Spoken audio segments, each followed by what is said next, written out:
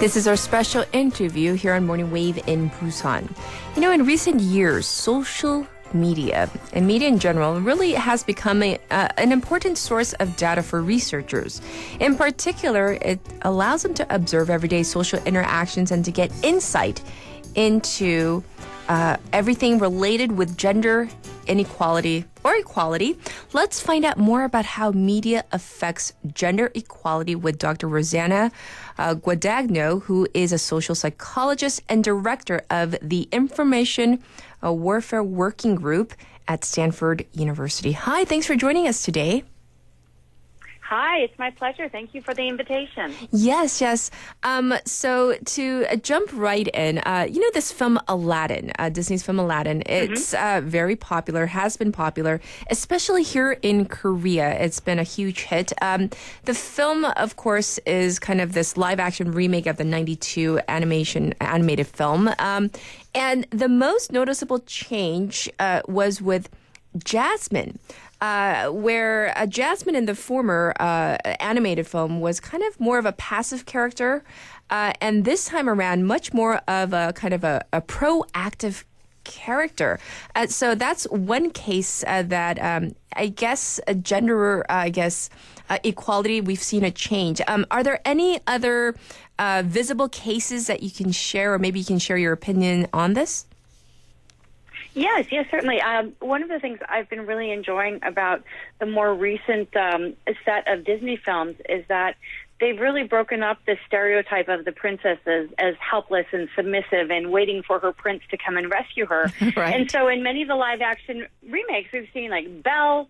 You know, Belle from the animated version in the 90s was a pretty progressive princess, but Belle portrayed by Emma Watson was even more so. She had agency, she had life goals, she was willing to speak her mind, and it really turned a lot of stereotypes about girls on its head.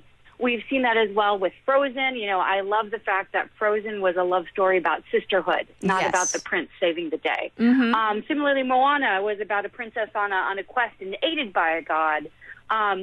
Tangled as well was the Rapunzel story, again, turned on its head because Rapunzel was basically the mover and the driver and the charming woman who was able to solve things for her prince. Sure. And so we've seen this over and over and over, and it's a nice pushback to the way that princesses were once depicted in Disney films. Yes.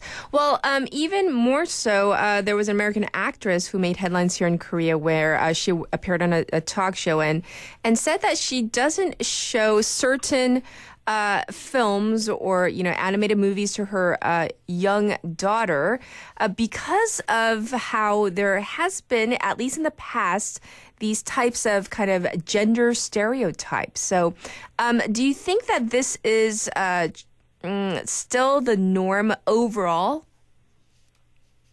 I think it's changing. One of the things I like about Hollywood in general is oftentimes the version of human nature we see in films presents this image of what we could be. And gender roles are shifting in our society, in our culture, and it's certainly reflected by princesses. So I totally respect, I believe the actress is Keira Knightley. Yes. So I totally respect her opinion. I mean, when you think about like The Little Mermaid, you know, it's kind of a tragic story because this is a story of a princess who's willing to give up everything for the love of a man.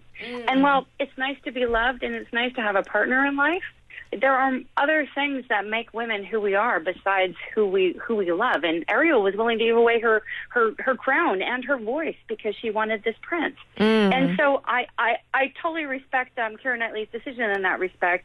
But I also think that the more contemporary Disney princesses really aren't willing to sacrifice everything for the prince, for the man. And so I like that change. I see. Well, it seems that there are some positive changes that seem to be appearing in the advertising industry as well, which is, of course, a huge industry. Recently, the Advertising Standards Authority, the ASA in the UK, announced that apparently they're going to be banning ads that could create gender stereotypes in broadcasting and in online and social media. So can you speak on that? What are some types of ads that can trigger gender stereotypes? Certainly. So in general, unfortunately, most ads trigger gender stereotypes more so than not these days. Although it's shifting, but typically we have these societal expectations that women ought to be passive and submissive and engage in certain activities. Like girls are seen as supposed to be enjoying dolls more than video games, whereas boys are supposed to play with trucks and play video games more so than dolls. And so when kids get exposed to those types of ads that show this very gendered type of play, yes, it activates those stereotypes. On the adult side, yes, there are a lot of ads that say if you look at ads for certain household products, so dishwasher detergent or washing machine laundry detergent, it's often the mom that's doing the dishes or the laundry. Whereas when you see men featured in ads, it's men who are rugged and are doing very manly, active, independent activities.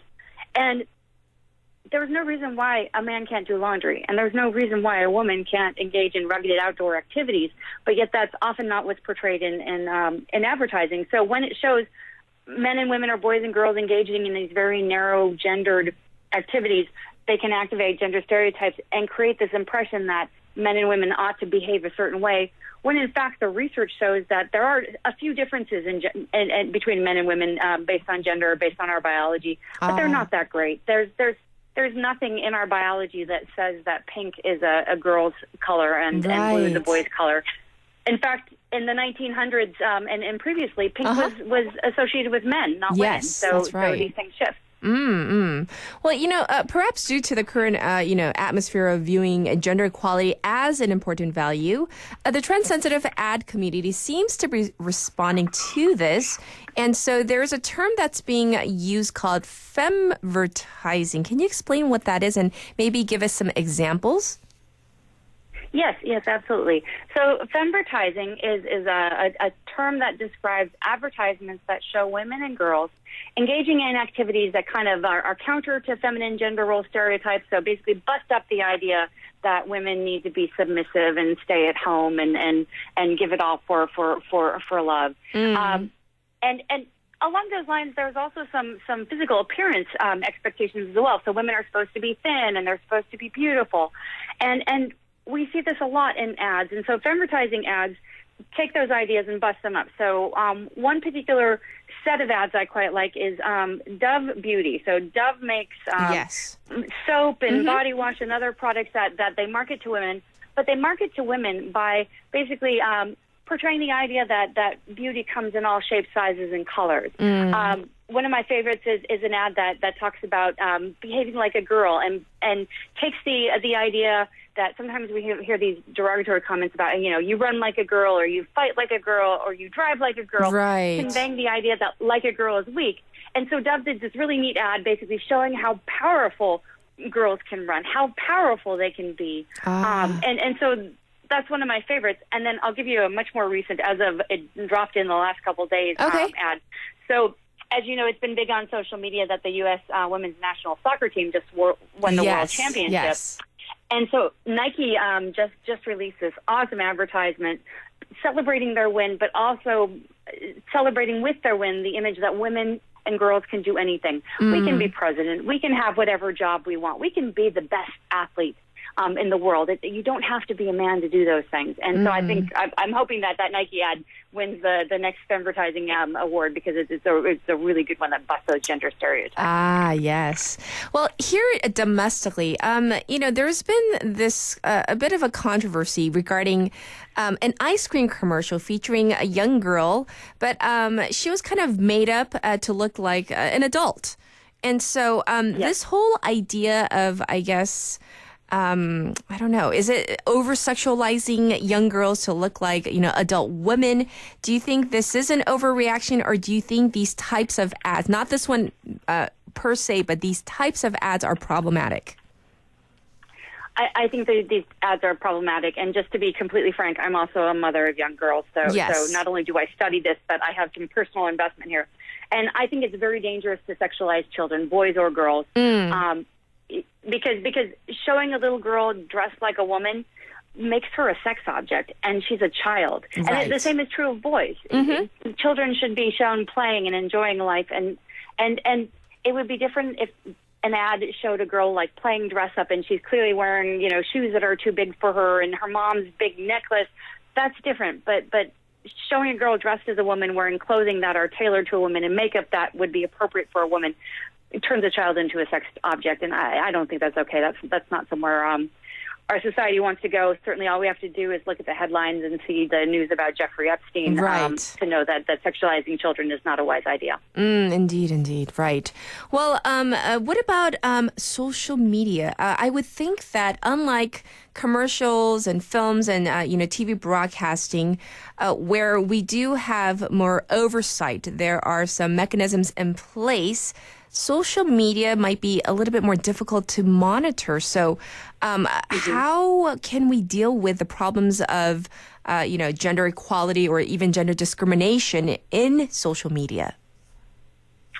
I think that is a tough one to deal with, both as a parent, both from the perspective of the social media companies, broadly, in part because you can't monitor, but also there's a lot of issues with respect to gender going on social media. So, for instance, I'm actually writing a book on social media right now, and so I've been looking at the literature in terms of gender and social media. And one thing you see is that when you look at who uses which social media platforms, girls and women tend to use the more image-heavy social media platforms. And the research has then linked this emphasis on image to a decrease in self-esteem among women and girls. And part of it is because one of the norms of social media is that people don't talk about all the bad things in their life.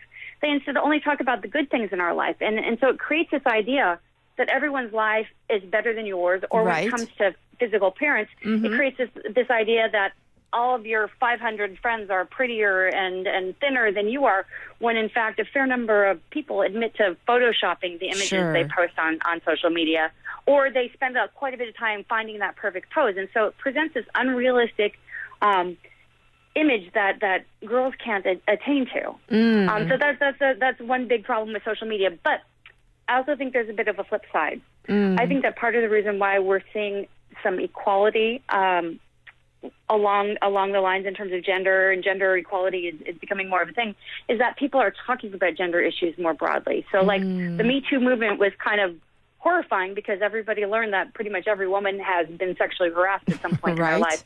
But at the same time, it was also validating. And I think that to the extent that we can openly talk about these gendered issues through social media and the way that it connects us, I think it actually could be a good thing. But at the same time, I try to limit my own social media use, I don't allow my children at all on social media because I don't want them to start getting caught up in the idea that there's this perfect female appearance that they need to live up to, because it's not accurate, it's not true, it's not valid, it's not real life. Well, for a final question, what do you hope to see in the near future in terms of gender equality when we're talking about media and social media? Well, I think a couple of things. First off, I'd love to see a little bit more emphasis on facts and genuine behavior on social media. I think that if people were more willing to be themselves on social media, we would have less of these issues. Yes. I do like the fact that social media does allow people to connect and talk more openly about some of these issues, like the Me Too example I just gave. So that gives me some hope. And then actually there is a movement among some young people, at least in the United States, to kind of move away from social media, because we now have a generation of adolescents who have had their whole lives chronicled on social media from the time they were born, when their parents first started posting photographs. Yes. And some of them are uncomfortable with this, and so they're turning away from social media and turning more to older school face-to-face communication, and I think that gives me hope. I think it is good when we practice moderation in all things, and that includes social media. Well, thank you so much for your time and your opinions on this very hot topic. My pleasure. All right. Once again, this was Dr. Rosanna Guadagno, and we talked about gender equality and inclusivity in our special interview.